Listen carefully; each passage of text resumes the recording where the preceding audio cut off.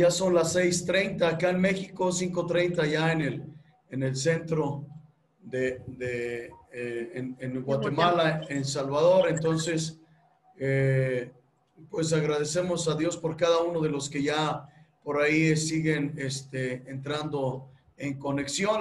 Gracias al doctor Abdiel, que hoy él estará iniciando con el tema del catecismo mayor y menor, su aplicación en la instrucción de la iglesia. Creo que para todos nosotros los luteranos nos es vital e importante poder tener esta enseñanza para lo que tiene que ver con los catecismos mayor y menor. Y posteriormente estará el licenciado René también llevando a cabo la exposición de los artículos de Esmalcalda, alma del espíritu de concordia. Entonces sé que será de mucha edificación, de mucho beneficio para nosotros como luteranos, tener la base y el principio fundamental del conocimiento de lo que tiene que ver con el libro Concordia, las confesiones.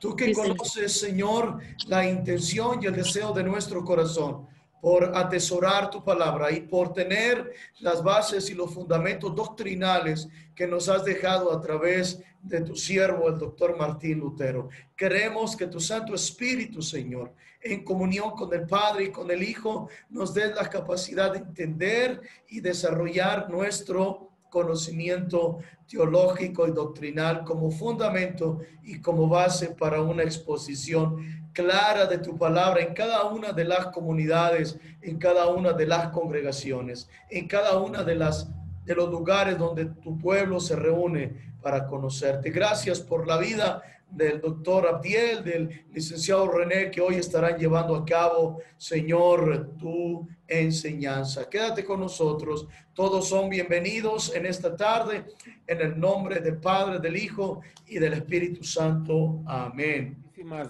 gracias. De veras es un privilegio para mí poder estar con ustedes, muy amables.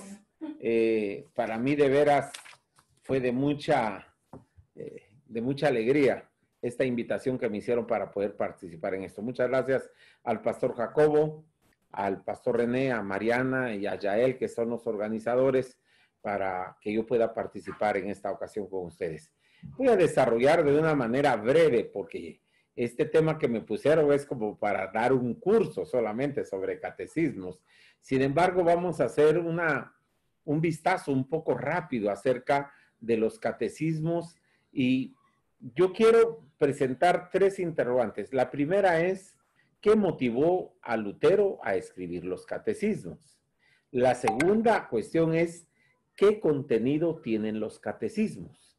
Y la tercera cosa que vamos a tratar en esta tarde-noche es, ¿qué aplicación tienen los catecismos el día de hoy en nuestra iglesia? Creo que son tres preguntas vitales, importantes, que pueden condensar un poco lo que es los catecismos de Lutero. Quiero comenzar diciendo que fue en el año de 1528 cuando Lutero empezó a escribir un catecismo y lo terminó en el año de 1529. A veces la palabra catecismo nos parece un poquito extraña. Viene del griego catequesis, que significa enseñanza. O sea, lo que estamos hablando es de la enseñanza. Cuando nosotros nos enfocamos en un evangelio integral, tenemos que recordar el ministerio del Señor Jesucristo. Y cuando describen el ministerio de Cristo, decía, yendo por las ciudades, entraba en la sinagoga así, enseñaba. Miren, enseñaba. Y después dice, proclamaba las buenas nuevas del reino. Y tercero, sanaba a los enfermos. El evangelio integral consiste de tres aspectos, que no son uno más importante que otro, sino los tres son parte de un solo evangelio. La enseñanza, o sea, la catequesis, o lo que le llaman también la didaché, la didajé, la proclamación o el querigma y la acción social. No pueden ir separadas. La acción social de la iglesia es una cosa, la enseñanza es otra, la proclamación es otra. No. El evangelio es integral y la enseñanza es fundamental en el evangelio. Ir por todo el mundo y hagan discípulos a las naciones. hablen del reino, bautícenlos en el nombre del Padre, del Hijo y del Espíritu Santo. El evangelicalismo el día de hoy se ha reducido a una proclamación, a un querigma. Ir a hacer una campaña evangelística, llevamos un buen mariachi, llevamos un grupo norteño y ahí va y la algarabía y todo, y cuántos levantan la mano, llegaron 300 y 400 aceptaron a Cristo. Eso no es realmente el evangelismo. El evangelismo tiene que ver con la educación cristiana, tiene que ver con la enseñanza, tiene que ver con el discipulado. Entonces, esa fue la misma cuestión que motivó a Martín Lutero en el año de 1529 a empezar a escribir su catecismo. Quiero leer solamente porque Lutero era fuerte. Lutero era con un carácter bastante belicoso, bastante enérgico. Y cuando comienza la reforma y la gente se libera del yugo de la Iglesia Católica Romana, tanto los sacerdotes, que eran católicos antes, ahora eran luteranos, hacían lo que se les daba la gana, no atendían correctamente las parroquias. Y entonces dice Martín Lutero, porque esto lo escribió Lutero, y escribe: me ha obligado e impulsado a presentar este catecismo o doctrina cristiana en esta forma breve, sencilla y simple, el hecho de que haya experimentado la lamentable y miserable necesidad reciente en mi cargo de visitador. Él era el supervisor de las iglesias, él las visitaba. Y dice: Dios mío, cuántas miserias no he visto. El hombre común no sabe absolutamente nada de la doctrina cristiana. Repito lo que dijo Lutero: el hombre común no sabe nada absolutamente de la doctrina cristiana, especialmente en las aldeas, y desgraciadamente muchos pastores carecen de la habilidad y son incapaces de enseñar. Voy a repetir esto: muchos pastores carecen de habilidad y son incapaces de enseñar. No obstante, todos quieren llamarse cristianos, están bautizados, gozan de los santos sacramentos, pero no saben el Padre Nuestro, no saben el credo, no saben los 10 mandamientos. Miren lo que dijo Lutero: viven como las bestias y los puercos irracionales. Es duro, ¿no? Viven como bestias y puercos irracionales. Ahora que el evangelio ha llegado, lo único que han aprendido bien es a abusar magistralmente de todas las libertades. Oh, vosotros obispos, ¿cómo asumiréis la responsabilidad ante Cristo de haber abandonado tan vergonzosamente al pueblo y de no haber cumplido siquiera un momento en las funciones de vuestro cargo? Ahora, yo creo que esta reflexión es válida para nosotros el día de hoy. Como pastores, como líderes, como maestros de escuela dominical, como maestros de niños, estamos cumpliendo con nuestro cargo.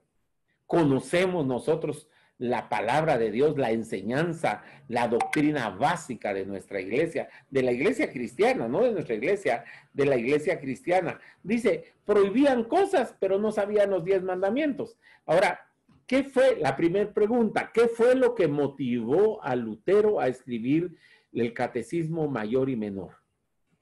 Lo que lo motivó fue precisamente eso: ver la ignorancia que estaba en el pueblo y la falta de compromiso del líder, del pastor, de enseñar correctamente la doctrina cristiana.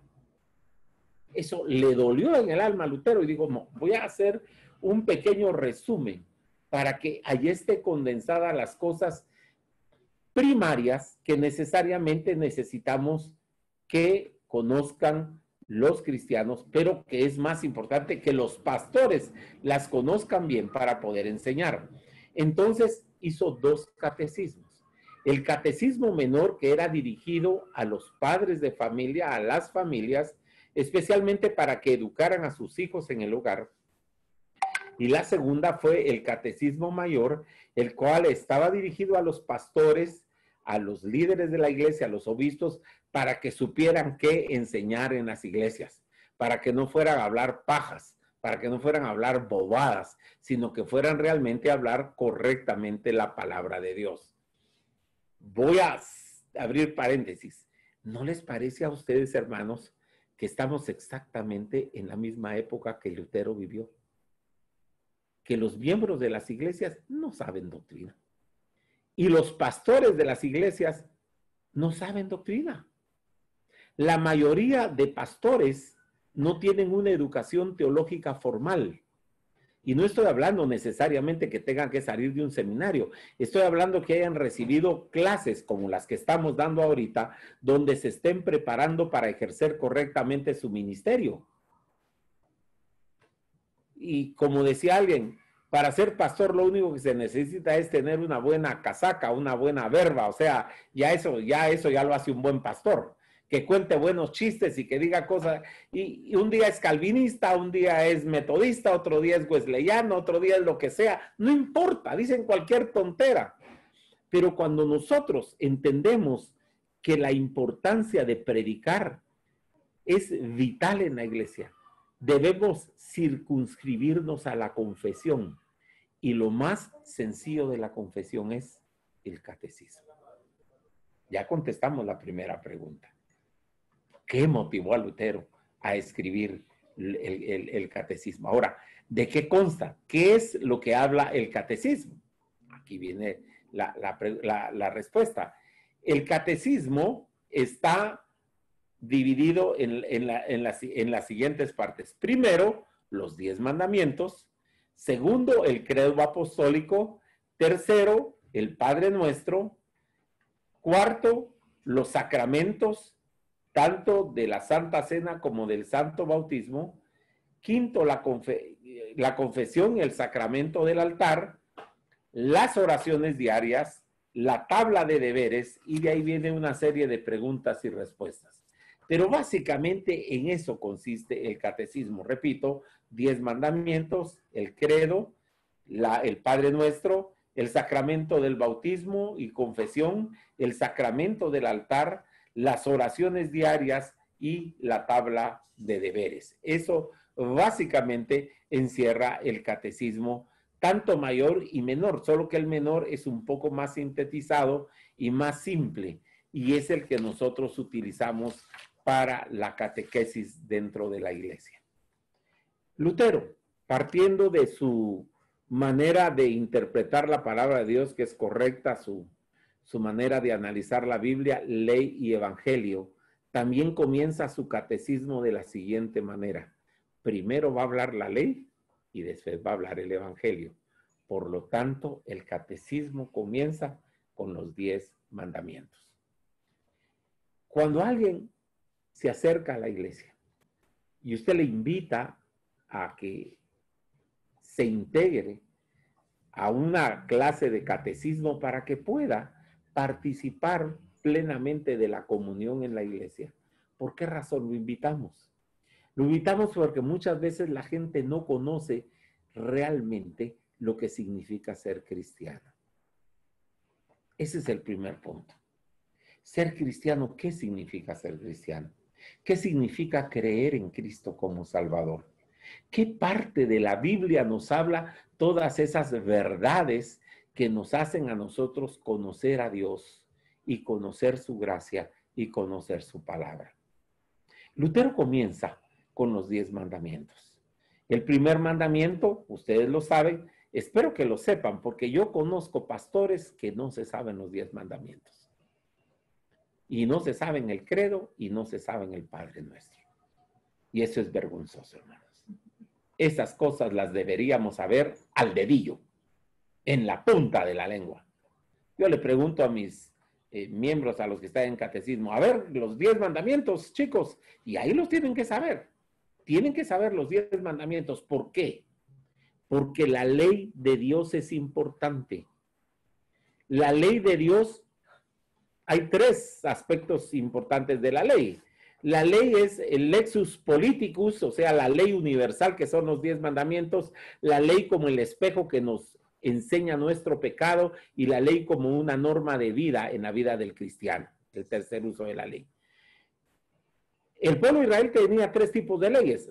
La ley universal, que eran los 10 mandamientos, la ley ceremonial, que fue abolida por Cristo en la cruz del Calvario, y la ley civil, que son cosas que no tienen aplicación ahora, que solo tenían aplicación en el pueblo de Israel.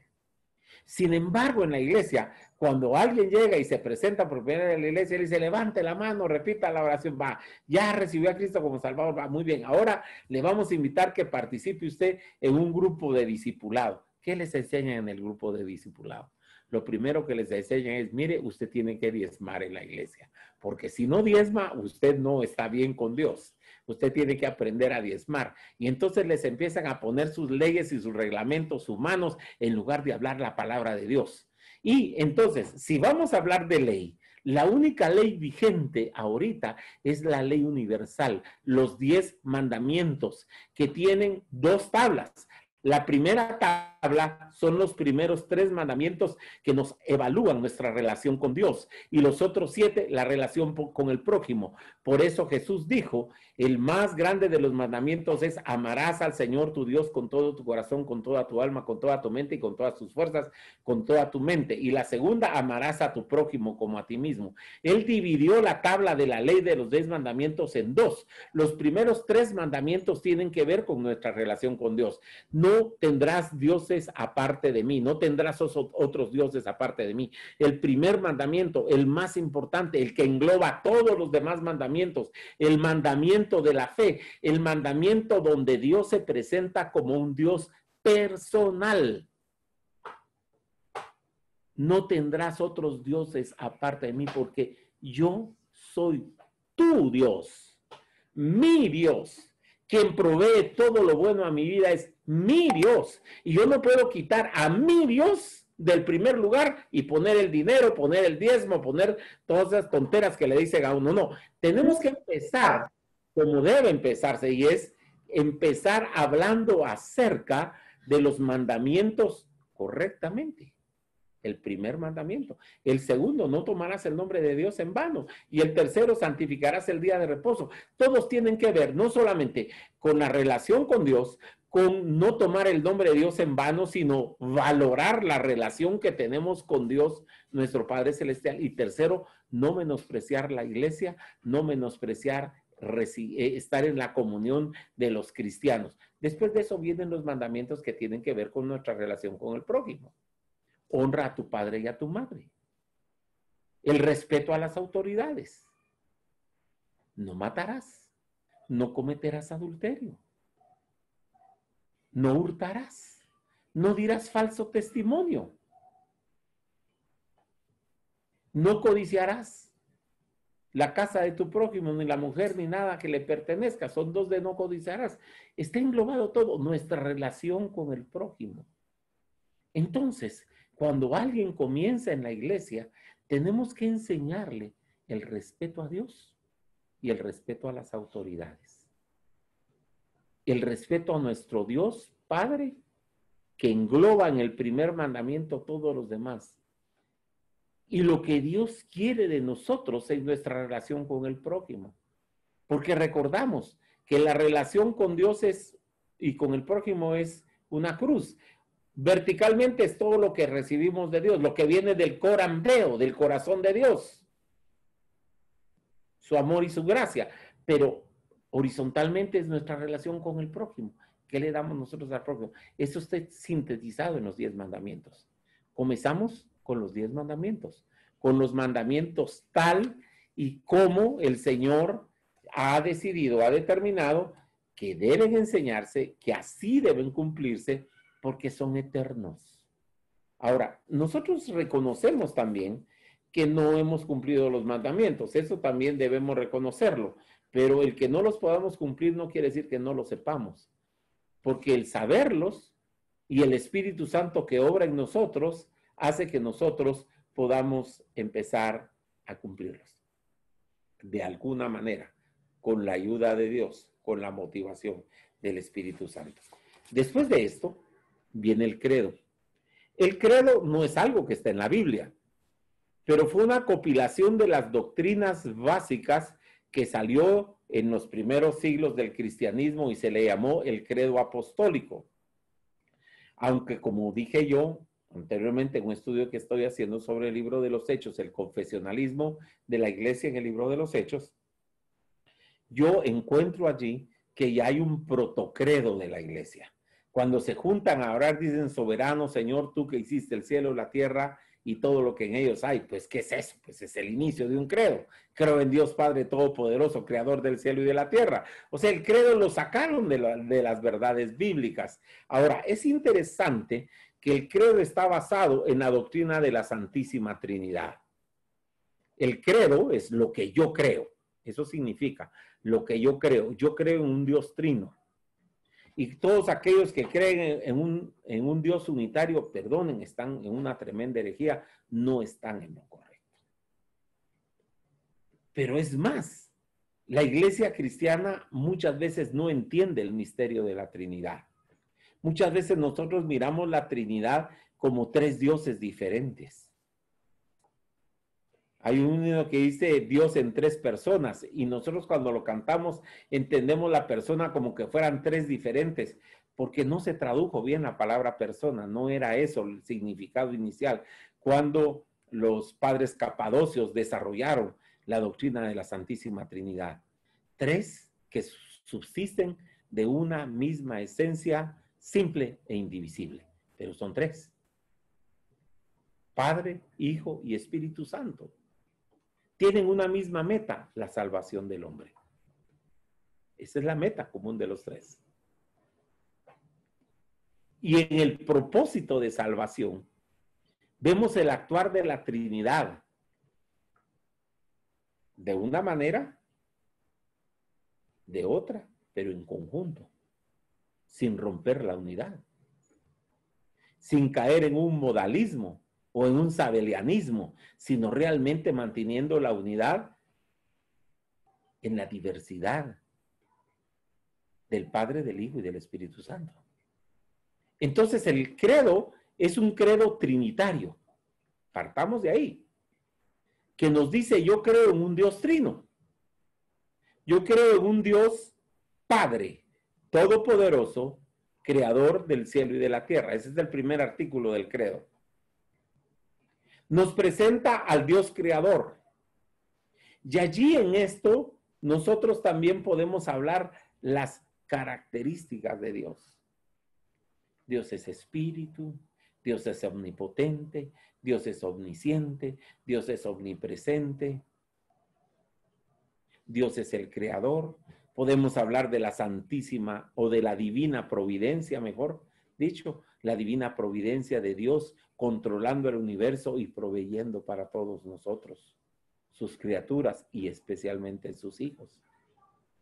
Entonces, el primer artículo nos presenta a Dios Padre, el Creador. El segundo artículo nos presenta a Cristo, nuestro Redentor o nuestro Salvador. Y creo en Jesucristo, su único Hijo. Y hace una descripción cristológica de Cristo muy interesante, porque de aquí uno puede sacar doctrina, pero profunda, cuando dice que fue concebido por obra del Espíritu Santo y nació de la Virgen María. Estamos hablando del dogma de la encarnación de Cristo. Estamos hablando de Cristo verdadero Dios y verdadero hombre. Cosa que muchas veces, miren, yo voy a ser muy franco, y a veces cuando uno es muy franco, a veces no cae del todo bien. Pero yo les voy a decir una cosa, hay muchos pastores que no entienden la cristología, que no entienden a un Cristo verdadero Dios y verdadero hombre, que piensan que Cristo a veces era Dios y a veces era, es que eso lo hizo Cristo porque era Dios, es que eso es lo que hizo Cristo cuando era hombre. No, Cristo era Dios, hombre, hombre, Dios, y no puede haber una división de la persona de Cristo. Si bien es cierto, las dos naturalezas no se mezclaron, pero sí estaban íntimamente comunicadas. Había una comunión de las dos naturalezas y nunca hubo una división, porque era Dios hombre, hombre Dios. Desde ese punto de vista, y a muchos se les para el pelo, quiere decir que cuando nació Cristo, cuando nació Cristo, como dice ahí, nació de la Virgen María, Cristo era verdadero Dios y verdadero hombre, ¿quiere decir que María es madre de Dios? No, ¿cómo es? Es una herejía, eso es de católicos romanos, y cómo, ¿no es cierto? En el año 423, en el concilio, no recuerdo el nombre del concilio, perdónenme, ahí se lo voy a decir, de Éfeso, María fue declarada madre de Dios. el Theotokos. Porque si yo niego que María fue madre de Dios, el Hijo, estoy diciendo que Dios no fue hombre.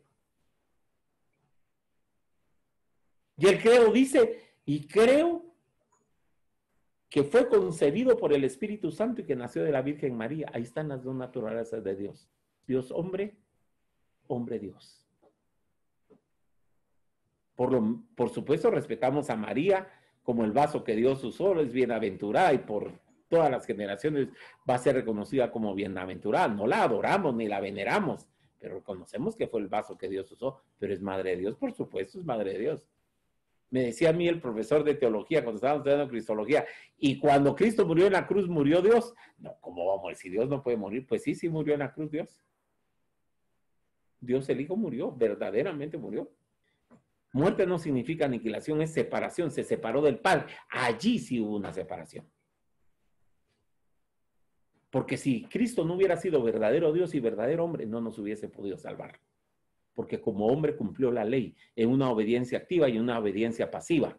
Pero como Dios pudo recuperar la vida y resucitar con victoria para sellar nuestra salvación. Y nosotros en el segundo artículo vemos toda la cristología, desde la encarnación hasta la ascensión de Cristo y la promesa de su segunda venida. El tercer artículo nos habla del Espíritu Santo. Y creo en el Espíritu Santo y la obra que está haciendo el Espíritu Santo. Creo en el Espíritu Santo y en la Santa Iglesia Cristiana o en la Santa Iglesia Universal o en la Santa Iglesia Católica, que significa lo mismo. Yo quiero decirles, amados hermanos luteranos, que nosotros los luteranos somos católicos, pero no católicos romanos. Somos católicos porque somos de la Iglesia Universal de Cristo. Somos la continuación de la iglesia que viene desde el día de Pentecostés. La iglesia única, universal de Cristo. Y si nos dicen católicos, pues sí, somos católicos. Somos la iglesia católica evangélica, pues si quieren. No somos católicos romanos, pero somos católicos. Y habla del Espíritu Santo y su obra en la iglesia cuando descendió el día de Pentecostés y estableció la iglesia en la comunión de los santos. Está hablando de la comunión que tenemos nosotros, la iglesia visible, la iglesia invisible, la iglesia universal, la iglesia triunfante, la iglesia militante. Todo esto lo vemos ahí en la comunión de los santos, en el perdón de los pecados. ¿Cómo perdona los pecados Dios? La única manera como Dios perdona pecados es a través de la sangre de Cristo que derramó en la cruz del Calvario. Después de la sangre de Cristo no hay nada que pueda perdonar pecados. Así que si a usted, después de predicarle el evangelio, le empiezan a predicar una serie de legalismos y de normas y de moralismo, y le dice, pero ahora tiene que diezmar, y ahora tiene que ayunar, y ahora no se puede poner pantalones, y ahora no se puede poner esto, y no se puede poner el otro, si no se va a ir al infierno. Entonces, ¿para qué murió Cristo? Si con mi comportamiento moral yo puedo alcanzar al cielo, ¿para qué murió Cristo? Y yo no puedo hacer ninguna obra meritoria capaz de alcanzar la gracia de Dios. No lo puedo hacer. Ninguna obra. Lo único que perdona pecados es el sacrificio vicario de Cristo en la cruz del Calvario. Por eso, mis queridos pastores, líderes, siervos y siervas de Dios que me están oyendo, si ustedes no predican a Cristo y su cruz en sus mensajes, si sus mensajes no están teñidos de la sangre de Cristo, perdónenme, no están predicando nada. La teología luterana es una teología de la cruz. Y el mensaje central nuestro es el perdón de pecados por la sangre de Cristo. Si confesamos nuestros pecados, Dios es fiel y justo para perdonarnos y limpiarnos de toda maldad. Y la sangre de Jesucristo, su Hijo, nos limpia de todo pecado. Hablamos del perdón de pecados. Hablamos de la resurrección de los muertos. Tenemos la esperanza de la resurrección al final de todas las cosas. Vamos a resucitar con Cristo y creemos en la vida eterna. Ahí termina esto. Padre nuestro. La oración que nos enseñó nuestro Señor Jesucristo. Y empieza la oración diciendo, Padre nuestro que estás en los cielos. ¿A quién va dirigida la oración? Al Padre. ¿A quién oramos? Oramos al Padre en el nombre del Hijo, en el poder del Espíritu Santo. Oramos al Padre, Padre nuestro que estás en los cielos. Que tu nombre sea santificado, ya es santo, pero nosotros queremos reafirmar que la santidad de Dios se va a manifestar en nuestra vida aquí donde nosotros estamos. La primera petición es que el nombre de Cristo, el nombre del Padre sea santificado, el nombre de Dios. La segunda petición es, venga tu reino. Hay un libro de el teólogo luterano Dieter von Hofer, Venga tu reino, muy bueno, deben leerlo. Es excelente libro. La gracia barata. Mire, usted sí sabe lo que significa pedirle a Dios que su reino venga a nosotros. Es que se establezca el reino de Dios en la tierra. Es que la iglesia pueda desarrollar su propósito evangelizador dentro de la tierra. El propósito misionero. Eso es decirle, venga tu reino. Es someternos a la autoridad de nuestro rey y hacer lo que nuestro rey nos ha ordenado hacer en el aspecto de la evangelización y las misiones. Tercera petición, hágase tu voluntad. Que verdaderamente nosotros estemos dispuestos a que la voluntad de Dios se haga aquí en la tierra, así como se está haciendo en el cielo. Cuarta petición. Hasta aquí solo peticiones espirituales habíamos tenido. Pero aquí viene la cuarta, que es una petición sobre las cosas materiales. El pan nuestro de cada día, dánoslo hoy. Y no solo el pan, está hablando, Señor, provéenos casa, techo, comida, todas las cosas que necesitamos nosotros para poder desarrollarnos en nuestra vida cotidiana. Quinta petición, y perdónanos nuestras deudas o perdónanos nuestros pecados, así como nosotros perdonamos a los que nos ofenden, a los que nos han ofendido. Hemos de entender que la Iglesia Luterana predica la teología del perdón. Nosotros no predicamos la teología del garrote, hermanos. Nosotros no somos de lo que cuando vemos a alguien tirado, vamos con el garrote y le damos más. Como dice Walter en su libro Ley y Evangelio, no es correcto que cuando alguien ya está sufriendo por la ley, lleguemos nosotros y le demos más ley, cuando lo que necesita aquel hombre es oír las dulces palabras del Evangelio. El aprender a perdonar es fundamental. Como dice Dieter von Hofer en su libro La vida en comunidad, ¿cuál es el oficio de Dios? Yo les pregunto a ustedes, ¿cuál es el oficio de Dios?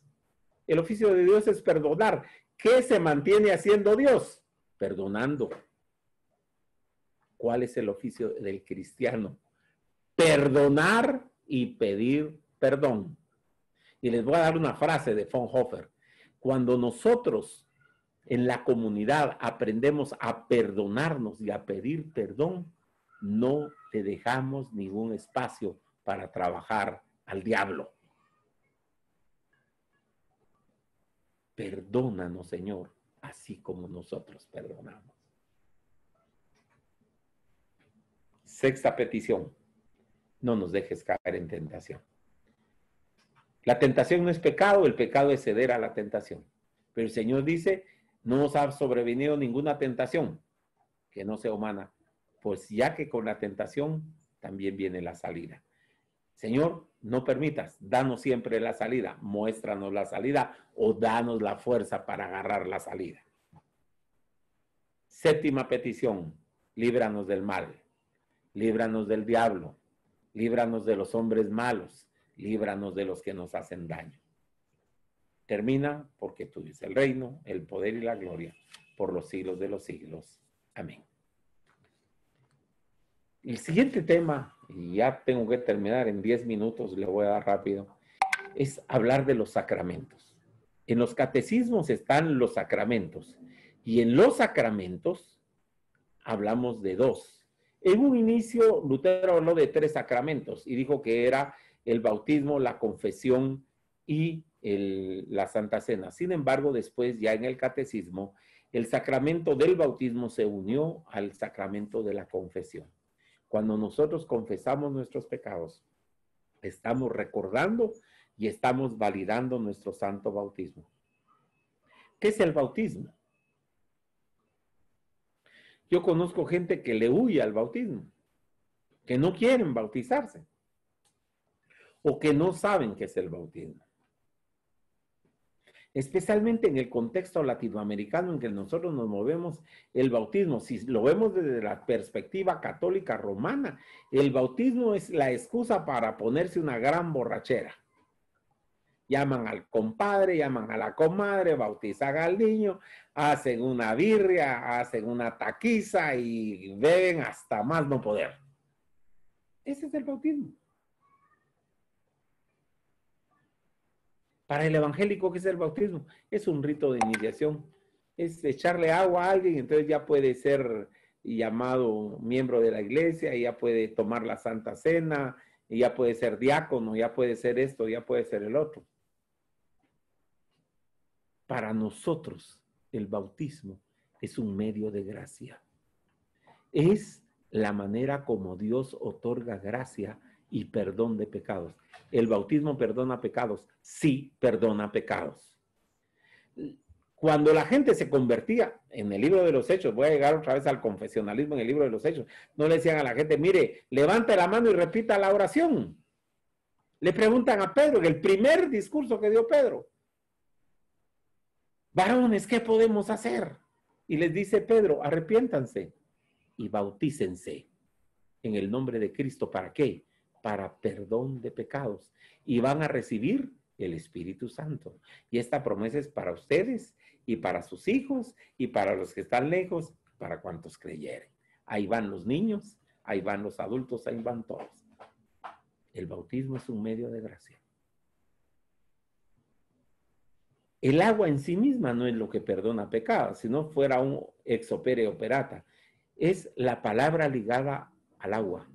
Es la validez de lo que Cristo instituyó, la validez de lo que está en la Biblia, que cuando lo pronuncia el pastor, hace un efecto salvífico y de limpieza para el que recibe el bautismo. El bautismo. ¿Qué beneficios nos da el bautismo? Perdón de pecados, nos redime de la muerte y del diablo, da salvación eterna.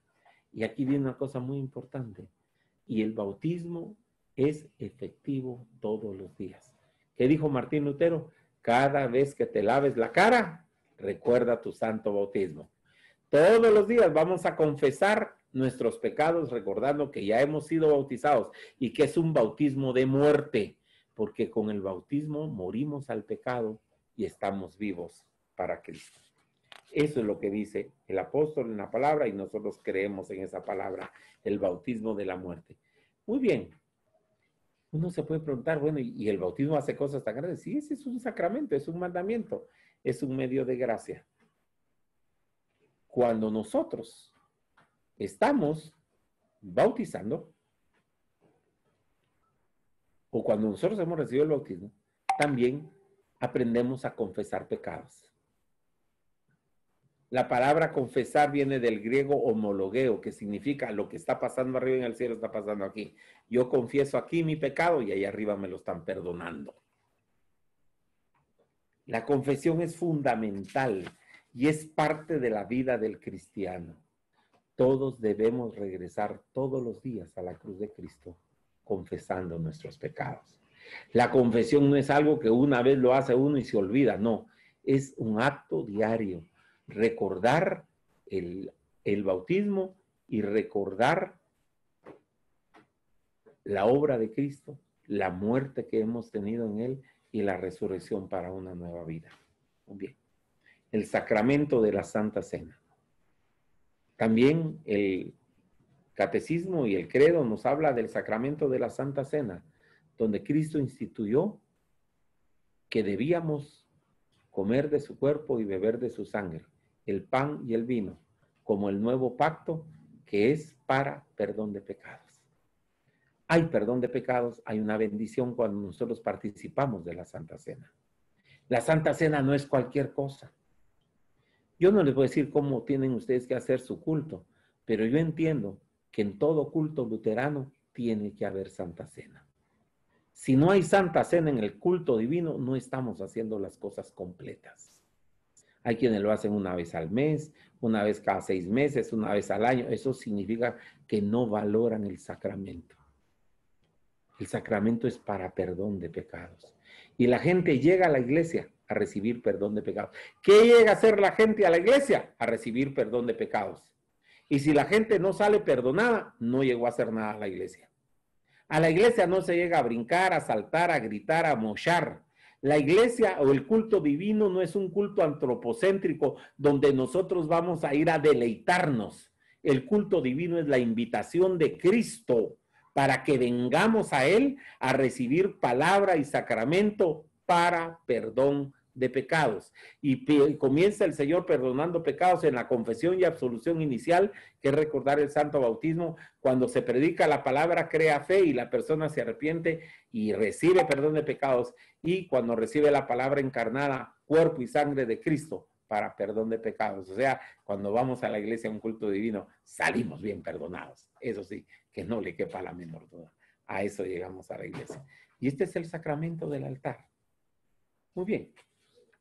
Aparte de eso, habla a los pastores y a los obispos y a los predicadores, les da una tabla de deberes de cómo ellos deben conducirse en su vida cotidiana. ¿Cuál es la tabla de deberes? Pues le habla a los pastores, a los miembros de la iglesia, coman y beban de lo que ellos tengan, pues el trabajador tiene derecho a su paga. También nos habla que los ancianos que gobiernen en la iglesia, como dice Tito, deben recibir. Está hablando del gobierno dentro de la iglesia. Habla del gobierno civil y de nuestras maneras, cómo nosotros debemos conducirnos frente al gobierno civil y cómo debe ser nuestro comportamiento hacia las autoridades.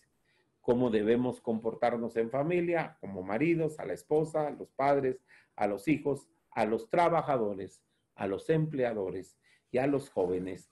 Básicamente, nos está hablando aquí de la teología de las vocaciones y cómo nosotros debemos comportarnos con nuestros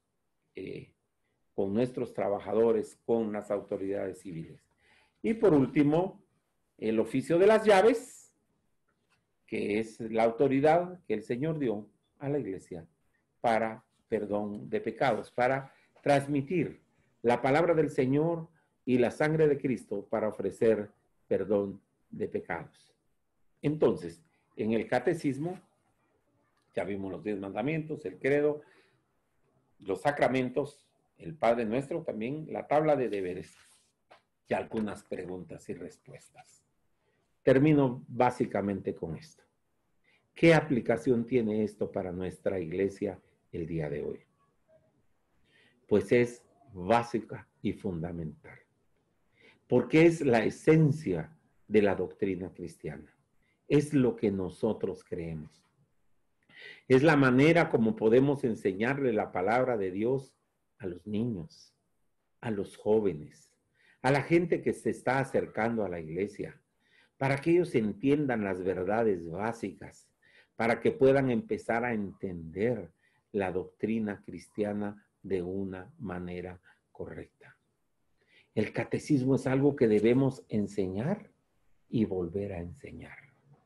Debemos repetirlo una y otra vez, así como hacían los judíos, que le repetían el mandamiento del Señor a sus hijos hasta que se lo sabían de memoria.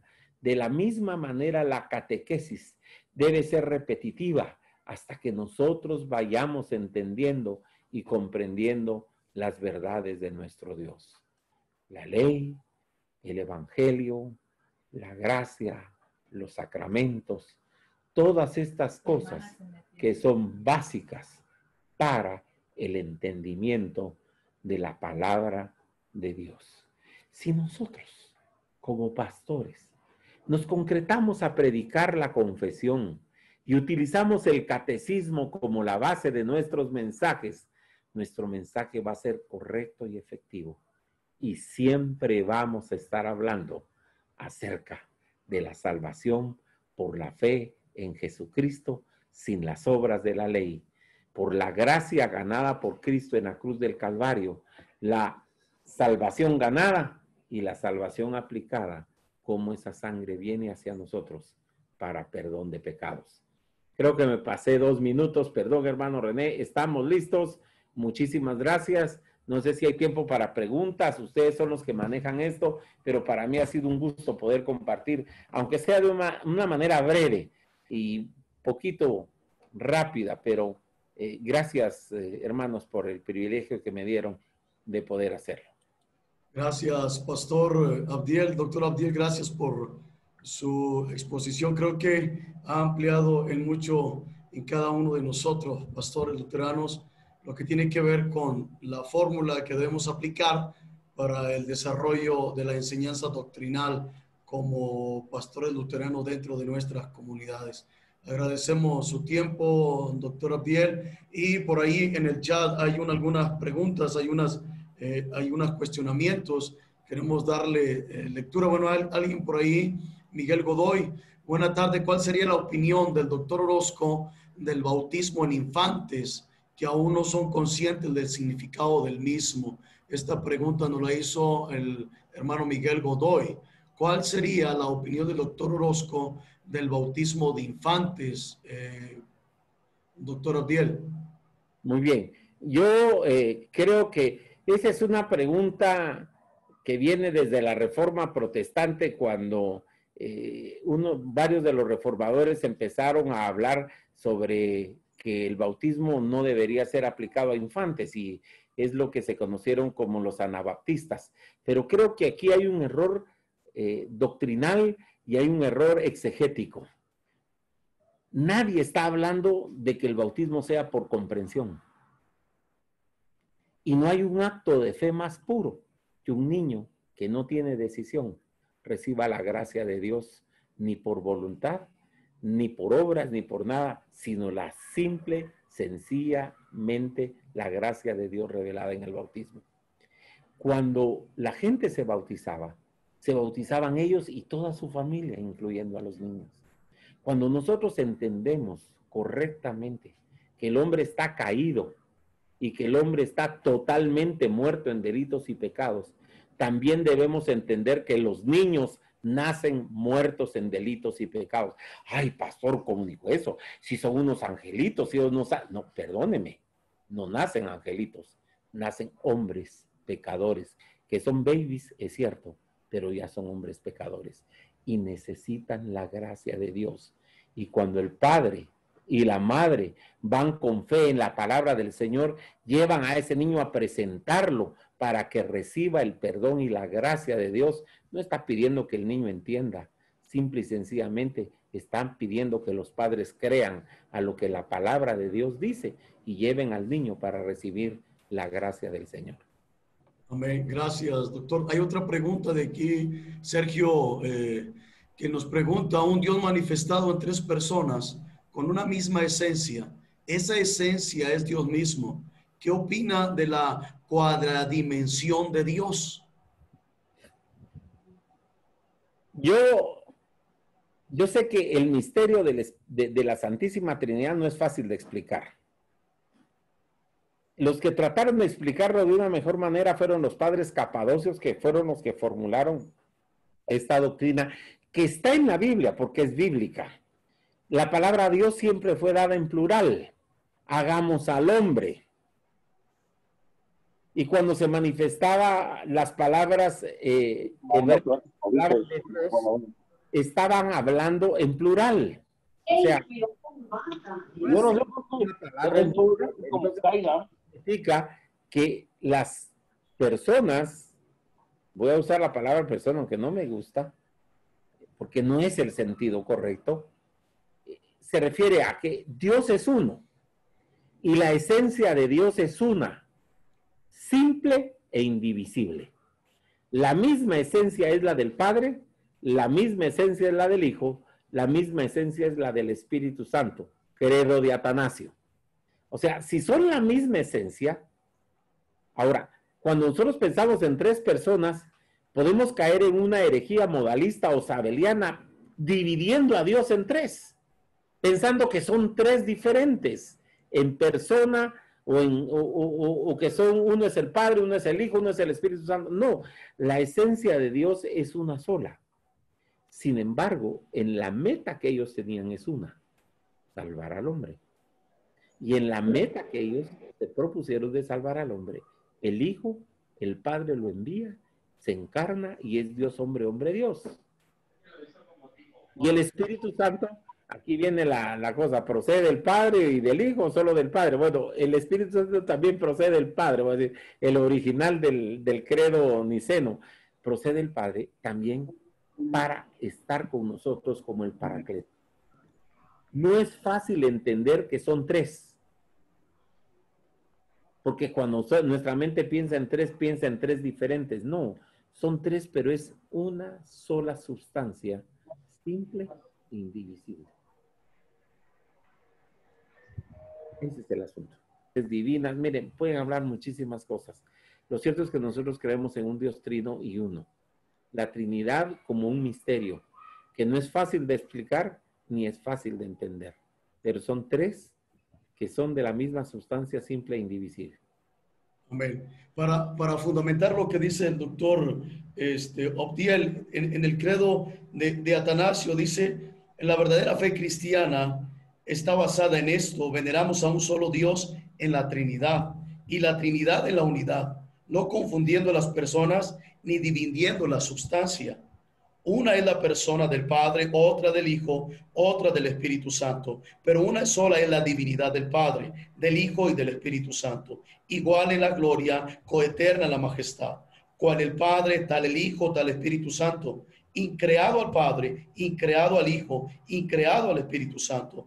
El Padre es inmenso, el Hijo es inmenso, el Espíritu Santo es inmenso, el Padre es eterno, el Hijo es eterno, el Espíritu Santo es eterno. Sin embargo, no son tres eternos, sino un solo eterno, como tampoco son tres increados ni tres inmensos, sino un increado y un inmenso. Igualmente al Padre Todopoderoso, al Hijo Todopoderoso, al Espíritu Santo Todopoderoso. Creo que en esencia el concepto que debiéramos tener bajo la dirección del Espíritu Santo es esto. De hecho, esto era para contrarrestar a la doctrina de los arrianos, que hablaban algo contrario a lo que hoy el doctor Abdiel y lo hemos fundamentado en lo que tiene que ver con las confesiones luteranas. Y eso debe ser la base de todos nosotros para poder hacer frente a todas estas falsas doctrinas que lo único que generan es confusión.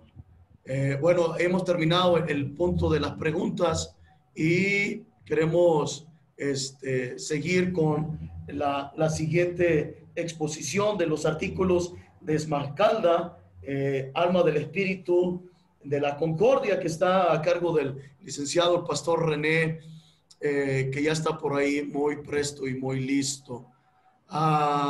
Adelante, pastor René. Muy buenas noches. Es realmente una bendición estar en esta tercera sesión online y gozarnos. Hoy estamos en el corazón del libro de Concordia. Empezamos con aquella pequeña introducción de la composición del gran libro, que es una colección de libros, los credos que de alguna manera ahora vemos su utilidad. Una manera de referirnos cuando tenemos cualquier situación de fe es al credo. El credo lo explica, ¿sí? Y el doctor Giacomo, que nos hizo esa introducción bella hacia la confesión de fe de Habsburgo. Ahora vamos aterrizando en dos documentos. Lo que nos comentó el doctor Abdiel sobre los catecismos mayor y menor, que es la manera fácil de instruir al niño, al padre de familia y a los pastores. No me dejará mentir, hermano Abdiel, era el 10% de los ministros que eran sacerdotes pasados a ser luego ministros luteranos, sabían leer y escribir, pero era un analfabetismo craso. Entonces, si no sabe leer, por lo menos repite de memoria, les decía Lutero. Y los catecismos fueron para eso. Esa palabra que como decía el doctor, tanto nos molesta ahora, es linda, es al catecúmeno, la catequesis, el catecismo, una forma linda de aprender a confesar la fe. Y complementa esto los artículos de Esmalcalda. Estamos hablando de 1537. La confesión y la apología ya están firmadas por los príncipes electores, 1530-31. Los catecismos ya están circulando, pero ahora viene, ya han pasado 6, 7 años, el luteranismo se ha expandido por toda Alemania, tanto el emperador, que no era luterano, y el papa están viendo que la división entre católicos y luteranos o romanistas y luteranos se va acrecentando cada vez más, pero ellos tienen una concepción de que es un movimiento que podía atraérseles de pronto fácilmente o que podía de alguna manera ser reabsorbidos o por las buenas o por las malas. Ante esa situación va pasando el tiempo y va surgiendo la idea de que solo es posible de nuevo unir la iglesia a través de otro concilio. Se está poniendo en la palestra de que hay que hacer un concilio y por ahí, por muchas presiones que van surgiendo, empieza a surgir que va a haber un concilio convocado por el Papa en la ciudad de Mantua en 1537. A todo eso entonces el doctor Martín Lutero, que vio el trabajo de la Confesión de Fe de Habsburgo, más la apología, hechas por Felipe Melanchthon, pero recogiendo el espíritu de la Reforma, él empieza a sentir, aquí falta algo. Cuando nos vayamos a enfrentar a la discusión, tenemos que ir más claros en nuestras creencias, porque de alguna manera la apología, más que la misma Confesión de Habsburgo, van creando una situación como de tranza, como de tratar de conciliar ciertas cosas que probablemente podían poner en conflicto la fe que tanto había costado. La fe de los príncipes electores que habían firmado ese documento, es decir, esto es lo que creemos. La escritura, la norma que nos va guiando a todo esto, no podía haber traición a ese movimiento. Y entonces Lutero escribe los artículos de doctrina cristiana, o sea, antes de que se llamaran artículos de Esmalcalda, fueron los artículos de doctrina cristiana que debían ser presentados por los partidarios protestantes en el concilio de Mantua o de donde fuera, puede ser ahí o en cualquier otro lugar, para el concilio, y que habían de indicar clara y precisamente en qué podían y en qué no podían ceder, escritos por el doctor Martín Lutero, desde diciembre de 1536 a cuando fueron presentados en febrero de 1537. Esta ofrecía en la perspectiva de Lutero una correcta explicación de la Confesión de Fe de Habsburgo. Lutero consideraba que estos artículos como su último testamento. Finalmente Lutero no pudo ir a la reunión a Esmalcalda porque estaba muy enfermo. Él tanto que sentía que ya se iba a morir. Entonces no vaya a ser que el concilio ocurra cuando yo ya no esté y la iglesia se pierda, la iglesia negocie lo que no debe, y entonces escribe su último testamento. Si somos reformados, si somos luteranos, si somos hijos de la Reforma Protestante, no podemos ir por la vida sin conocer, sin leer la quintesencia de la fe reformada, que es los artículos de Esmalcalda. Leer directamente al reformador. Si algo tenemos en los artículos de Esmalcalda es el escrito de puño y letra de Lutero sobre la fe. Y eso es impresionante, ¿sí? Tanto que como él estaba esperando eso, él dice, he decidido publicar estos artículos a fin de que si muriesen antes de que se reúne el concilio, aquellos que me sobrevivan tengan mi testimonio y mi confesión para mostrar dónde estuve hasta ahora y donde por la gracia de Dios seguiré estando. Eso es confesar. Somos confesantes. Nosotros declaramos nuestra fe en lo que hacemos y en lo que decimos y en lo que leemos. Confesamos nuestra fe. Vamos por la vida diciendo lo que creemos acerca de las grandes verdades que Dios ha revelado al ser humano y que mueven el quehacer del hombre. Pues el Papa trató de manejar sus hilos por presión del emperador, convoca el concilio a reunirse en la ciudad de Mantua el 8 de mayo de 1537, pero poco a poco se va notando que esta es una trampa, que lo que quieren es usar el concilio como ya tenían experiencia, como lo usaron con Juan Hus, como lo quisieron hacer en Espira con Luteros. Querían manejar el asunto a manera de terminar con la herejía luterana, extirpar completamente la venenosa y pestilente herejía luterana. Ese era el fin que llevaba el concilio. No buscaba mediación, ¿sí? Y entonces los príncipes electores luteranos sienten ya un poco, no solo no temor, sino no caer de ingenuos en la trampa, y entonces están pensando en no asistir, pero por si cualquier cosa se dé, quieren llegar bien preparados y empiezan a insistir con que el concilio sea general, sea piadoso, sea cristiano y sea imparcial. Y entonces ponen 4 requisitos. Debía ser un concilio cristiano y no papal.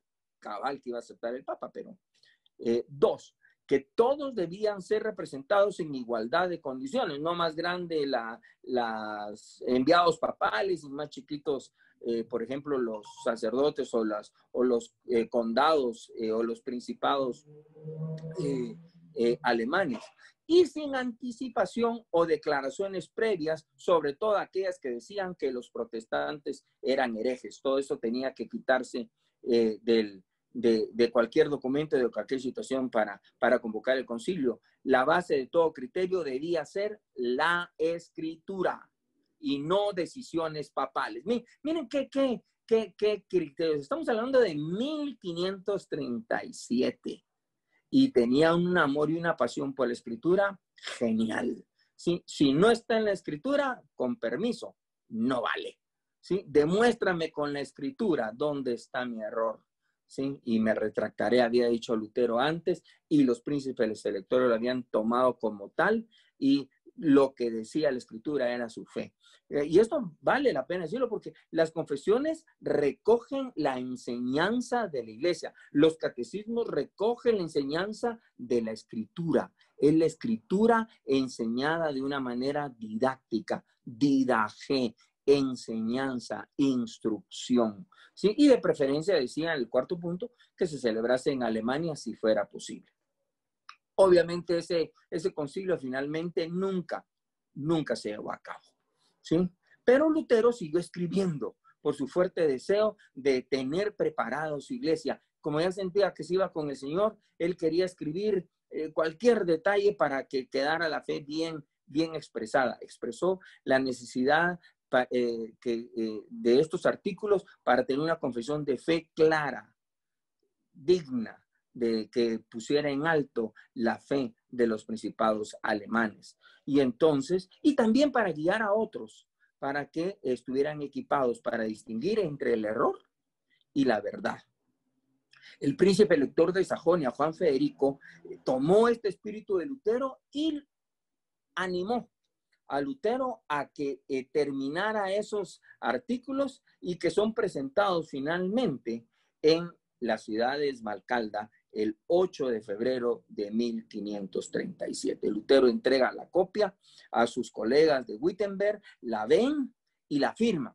Como Lutero finalmente no va a Esmalcalda, pero en los artículos de Esmalcalda está la firma de Martín Lutero. Y es porque el borrador que fue presentado antes de que se lo llevaran a Esmalcalda lo revisan 8 y lo firman. Felipe Melanchthon lo firma, pero él pone un voto razonado y dice, con la reserva que el Papa pueda continuar con autoridad suprema sobre la iglesia dada a él por derecho humano si acepta el evangelio.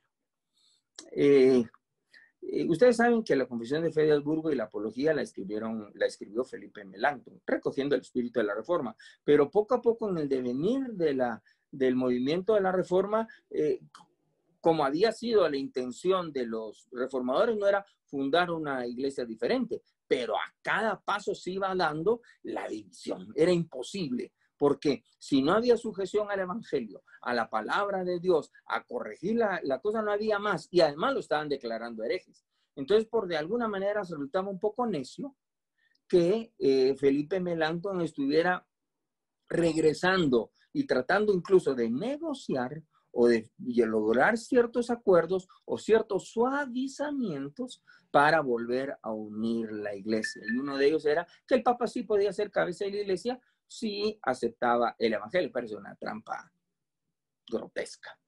Buscando entonces mejores consensos, los artículos son presentados, la liga se había integrado. Finalmente, como Lutero no llega, los artículos de Esmalcalda no son leídos públicamente. De hecho, mire, pues, esto es interesante. Los artículos de Esmalcalda no fueron aprobados en ningún concilio, en una reunión, ni en una minuta, ni en ninguna agenda. No fueron presentados. Felipe Melanchthon dijo que eran tan específicos y tan puntillosos que podían más dividir que unir, y entonces mejor que no se leyeran. Y entonces no se leyeron públicamente. Sin embargo, circularon. Y cada príncipe elector de los que estaban en Esmalcalda, a más de discutir y prepararse para el concilio, recibieron una copia de los artículos escritos de puño y letra de Martín Lutero, y sin que nadie se los pidiese, sin obligados a manifestarse, los artículos fueron suscritos y firmados voluntariamente por los presentes, y llegaron a ser conocidos como los artículos de Esmalcalda, ¿sí? Y fueron incrementando su favor y su aceptación en medio de las iglesias luteranas de una manera, casi podemos decir, exponencial. Donde eran leídos, eran aceptados, incluso se habla que fueron aceptados hasta más fácilmente, más de corazón y de pasión que la misma Confesión de Fe de Habsburgo. Desplazaba en importancia a la misma confesión y a su apología, porque presentaba la posición oficial luterana en muchos de los puntos de discusión, y por su lenguaje claro e inequívoco presentaban, y era más fácil hablar de su fe, en contraposición a la timidez y tibieza que manifestaban los escritos de Felipe Melanchthon, quien con el afán de hacer concesiones evitaba extremos buscando acuerdo. Es por eso que los artículos de Esmalcalda se convirtieron y son la declaración oficial de la independencia luterana de la Iglesia de Roma, y fueron incorporados finalmente al libro de la Concordia, que por alguna razón histórica se quitó el artículo la a Concordia. Si no es el libro de Concordia, es el libro de la Concordia. O sea, estos documentos recogen la fe que unió a la iglesia protestante, no solo en contra de la iglesia de Roma, sino unió en fe, en criterio, en confesión, bajo la norma de la escritura, a la iglesia. Le dio fe, le dio confesión, le dio credo, le dio palabra, la volvió iglesia. Eso es la Concordia. Y los artículos que de alguna manera cohesionan y son el alma que está dentro de todo este libro de la Concordia, es precisamente los artículos de Esmalcalda. Son en sí el alma que encierra el espíritu de la Concordia, de la Reforma, y una guía para enfrentar discusiones en cuanto a la fe y a la doctrina cristiana. El lunes pasado el pastor Jenner Miranda de la Iglesia Presbiteriana Central, hablaba un poquito, ustedes vieron que se armó ahí la discusión, porque decía, bueno, y no es tiempo de pronto de integrar y de buscar dónde están estos pequeños cosas y buscar una fe unida de la iglesia. Pues si estuviésemos repasando estos artículos de Esmalcalda, pudiésemos nosotros de pronto estar uniendo a la iglesia en una gran fe en torno a la sola escritura. Los artículos de Esmalcalda se dividen en 3 partes. La primera es chiquita, fácil, puntual y clara. El artículo primero, la primera parte de los artículos de Esmalcalda resumen el artículo de la majestad divina, el Padre, el Hijo y el Espíritu Santo, de la Trinidad y de las 2 naturalezas de Cristo Jesús. Algo de lo que hablan los credos, que está en los catecismos y en la confesión de fe, y que creen, fíjese que la Iglesia Católica Romana es trinitaria y la Iglesia Católica Romana es atanasiana. La Iglesia Protestante también. O sea, no hay nada de discusión. La descripción de la Trinidad y la descripción de la naturaleza de Cristo son creídas exactamente igual por la Iglesia romanista, la Iglesia de Roma y la Iglesia protestante y la Iglesia reformada. Es por eso que tener los credos, tener las confesiones básicas nos unen a la Iglesia. Y Lutero fue rápido en decir, esta parte es breve y se refiere a la enseñanza donde no hay motivos de disputa o contención, ya que son reconocidos por ambos bandos. Tenemos un acercamiento, tenemos algo, pero si somos trinitarios y conocemos la doble naturaleza de Cristo Jesús, 100% Dios, 100% hombre, ¿por qué no venimos a la Escritura a buscar qué es lo que el trino Dios y el enviado, el Hijo, como Dios y hombre verdadero, quieren decirnos a la humanidad? Tenemos un punto de concordia, ¿sí? Ahora viene la segunda parte de los artículos de Esmalcalda, que son los puntos no negociables jamás, nunca, never, forever, como dicen, ¿sí? Discute los artículos referentes al oficio y a la obra de Jesucristo. Dicho de otra manera, a nuestra redención. ¿Cómo somos salvos? Ese es el punto medular. Sí, esta parte contiene la más importante y principal enseñanza del luteranismo, en el que no se puede hacer ni una sola concesión ante nadie. El primero de los 4 artículos, Cristo y la fe. Proclama la salvación por gracia, solo por medio de la fe, como don gratuito de Dios, y no por obras, para que nadie se vaya a gloriar. Es proclamado como el artículo central sobre el cual descansa todo lo que enseñamos y practicamos. La diferencia entre el catolicismo romano y el protestantismo o las iglesias de la Reforma, el luteranismo y los que tenemos las confesiones de fe y los credos es una. Cristo es nuestro Señor y Salvador, y en la cruz Él expió nuestros pecados. Su sangre nos quita todo el pecado y nos regala vida eterna.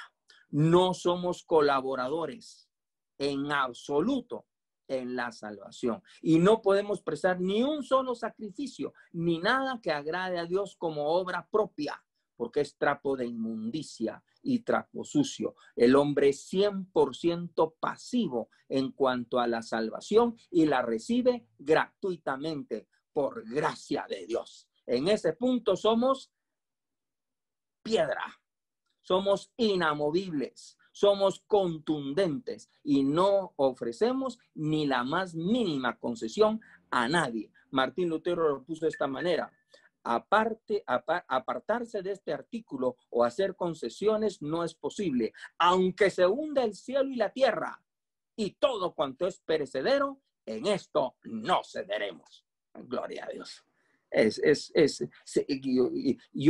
Le doy esa entonación porque creo que es con el carácter sanguíneo que tenía Lutero, creo que lo dijo hasta más fuerte que yo. Lo dijo con contundencia, ¿sí? Y los otros 3 artículos de esa segunda parte son igual de fuertes y atacan medularmente cosas fundamentales. El primero, la misa.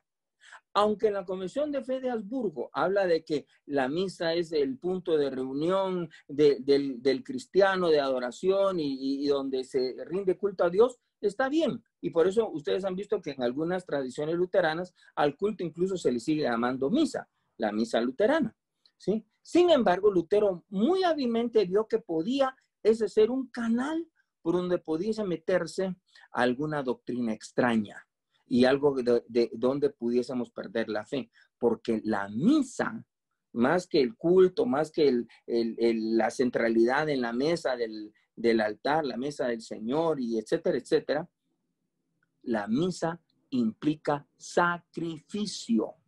No solo de Dios enviando a Cristo a morir y que a voluntad humana es sacrificado prácticamente cada vez que hay misa en el altar por la transubstanciación y todo eso, sino nos presentamos los seres humanos en la misa en sacrificio. Acepta este sacrificio tuyo y nuestro, se dice en la misa, ¿sí?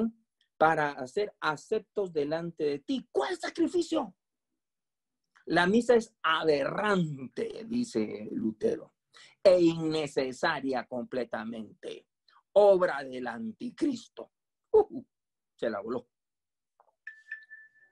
Le quitó todo el poder. El papado había construido en la misa como el centro del elemento sacramental, el opere operata. ¿Sí? Los sacramentos eran válidos porque el agua, porque al tomar el pan, al recibir la confesión, la absolución del obispo, o sea, podía no haber palabra de Dios, pero se había realizado el rito y entonces se obtenía la gracia de la iglesia.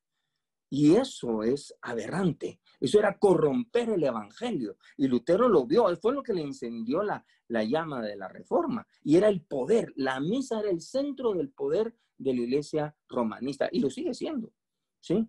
Dios guarde. Es ahí el centro porque donde se ejecuta el sacrificio, no solo de Dios, sino mío, para ser agradable a Él. Colaboradores en la redención humana. Por eso es que fácil, y ustedes oyen al católico romano que expresa que Cristo nos enseñó a vivir y a morir bien.